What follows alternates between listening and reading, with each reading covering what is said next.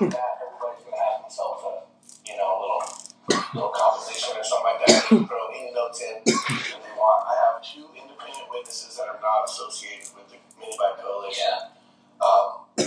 That was one of the hardest things. It really was. It's because I had to reach out and I had to find volunteers. And one of the guys that I rode with out in Tulsa, he's got some mini bikers. He's got like a Champion and an Ice Bear.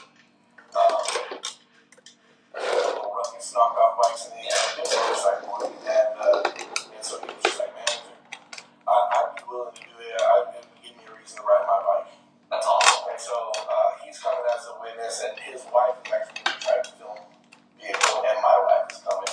And she's going to be driving the chase van. My buddy Mike Cordell with Wrecking Ball Garage, he's going to be my man maintenance pit crew. He does an amazing job. He does an amazing job with Bobby Hammond for NFC during the 180. He's his pit crew, and he's helped carry Bobby to 2 consecutive wins. I mean, you're in good hands. Yeah, so he's just a good guy. He's one of my best friends, and he's always been there, and he's helped me out in a lot of stuff.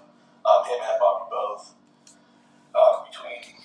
Between that crew right there, I mean, it's solid. But on top of that, but wait, my buddy AK is coming along for the ride as well, and bringing his girlfriend, and he's going to ride his big motorcycle. He wanted to ride a mini bike as well.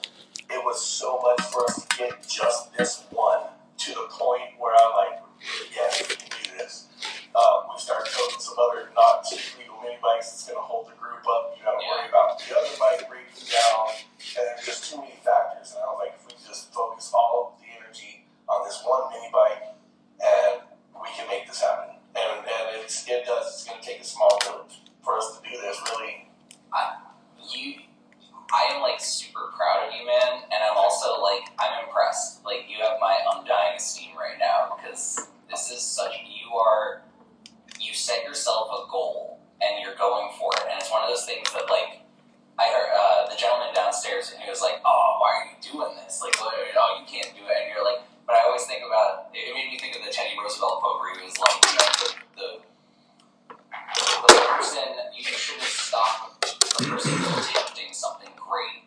Like it's like it doesn't matter. It's not the man in the fight. Like you're the one who's actually getting in the ring to do this. I'm sure a lot of people are like, whatever. Why would you even bother? But this is amazing, man. Like you're setting history. Yeah. Like I've been told by pretty much everybody this is insane. They're like, you're gonna hate it. By hour 4, you're gonna be done. And I'm like, I'm not. That's not failure. Is not. Yeah. It's not, and it really is like the whole you can't ride your mini bike anywhere situation that started to arise, and you'll never get it registered was a challenge in itself for me, and I overcame that. So the only thing from there is what's next. Yeah. What else you got? I mean, dude, you're basically just setting up goals and just kicking them over. That's awesome. the idea. I sat on my butt too long in life and not doing something epic when I have the opportunity to. And it's just like, if you see the opportunity to live life, do it. No. Jump at it, because you never know. You never know when you're going to end up in a situation where you're stuck. You know what I mean? I could next week be, stuck taking care of my mother for, some reason, or and not ever have the opportunity to do something. I don't know, it's a weird aspect to put that, but the fear of not being able to jump out and do something gives me the drive to jump out and do it now, while I know I can do it. If I'm fully capable of making something happen, then it's time to do it, you know what I mean? And this is kind of to a personal achievement for me to tell myself that yes, I can do this. If I can do this, I can push myself to the next level, and then to the next level. And I'm not talking about riding the mini bike further. It's what's the next step in my life. Where are we going to take it next? Business wise, where's life gonna? Where is it going to put us? What journey is ahead next? And that's the most exciting part is once you've done something awesome, you just want to do something more awesome, and next thing you know, you're just living a very abundant life.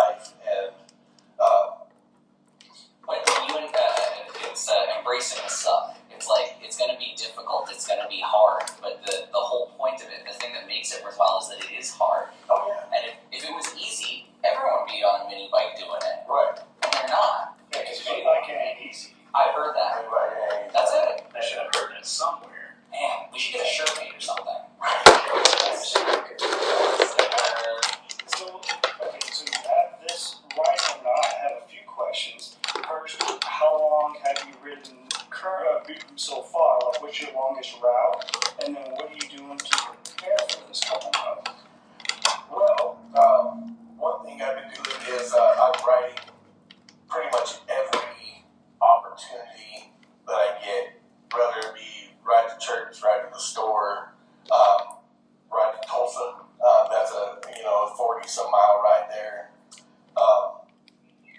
But we did, we'll ride up to, we did a Disney trip. It's Disney, Oklahoma.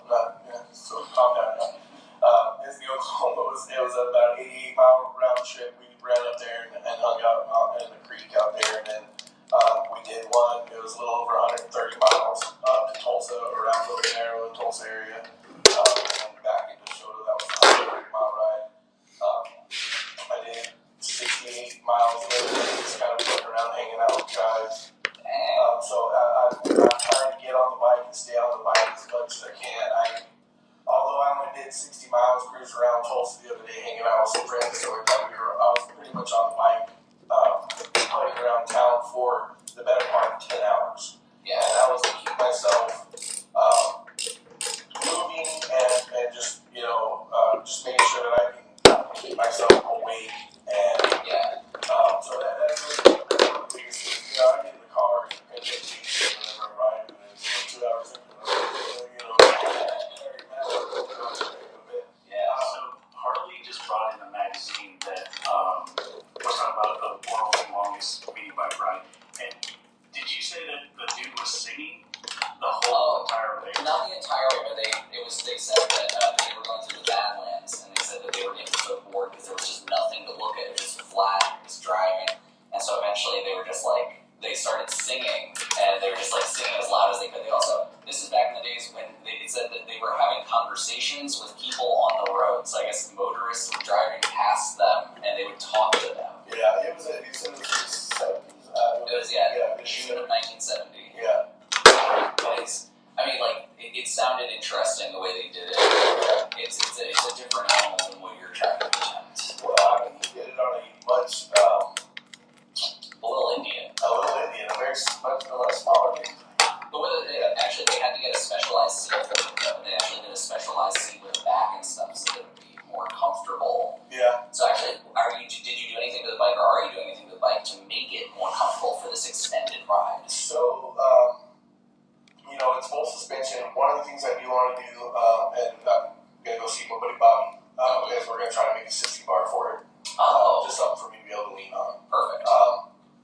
That, I think we're going to do a battery relocation. Right now, currently, it's just strapped to the back of the bike, but it worked. Make it a little bit cleaner and better. But the 60 bar is definitely to help out on the ride. I'm going to wear a brace.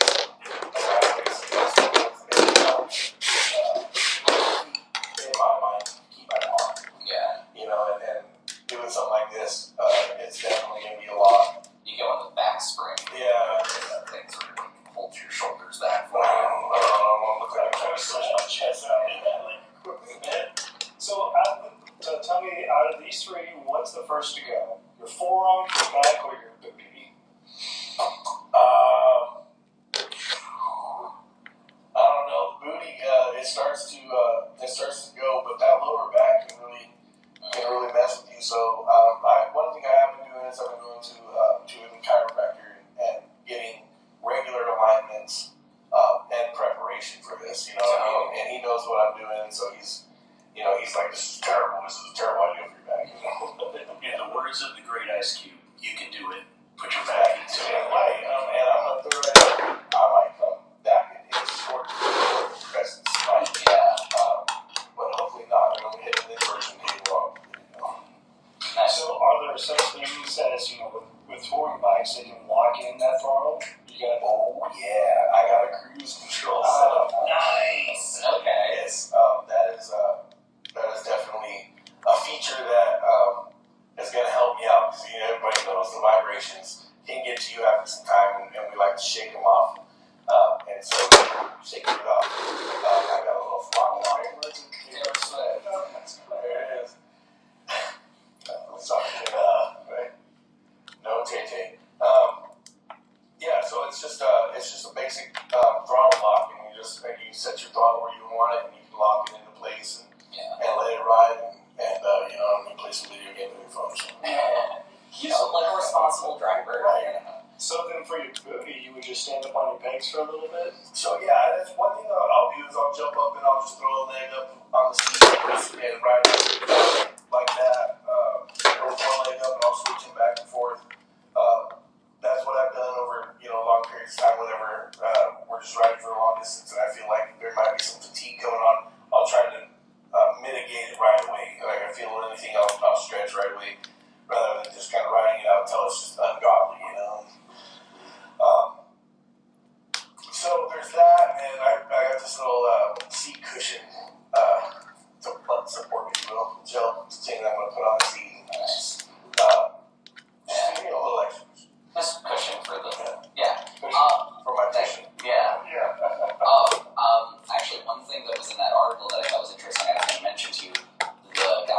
this attempt, they had 2 sets of foot pegs on the bike so that they could change foot position so that they would never be stuck with either they're for too long in one position. So I was going to suggest it might not be a bad idea to try and think about maybe putting another set on. I had thought about making some highway bars, so they just just sprawl out. You know what I mean? I've actually mess around. I'm see how fast we can get in. There was this really steep hill out there in the country. I was ripping, and when I got to the top of the hill, I was on it, and I actually laid out like flat.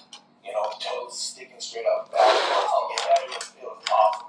So that can be done. So just as long as they don't take a nap, I'll be good. Yeah. But how fast are you planning on going the majority of the time? So I was gonna go. I was like, I'm gonna build a bike and it's gonna do 70 plus miles an hour. I'll cruise at 60. I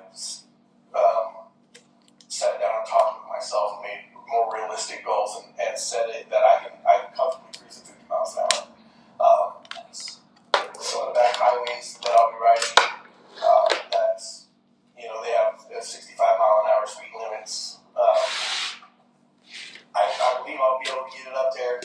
Me and Taylor were going to be playing with some gearing today, but we got kind of behind, so I'm going to play with that a little bit this evening and then see where we are and then make any adjustments in the morning that I got it.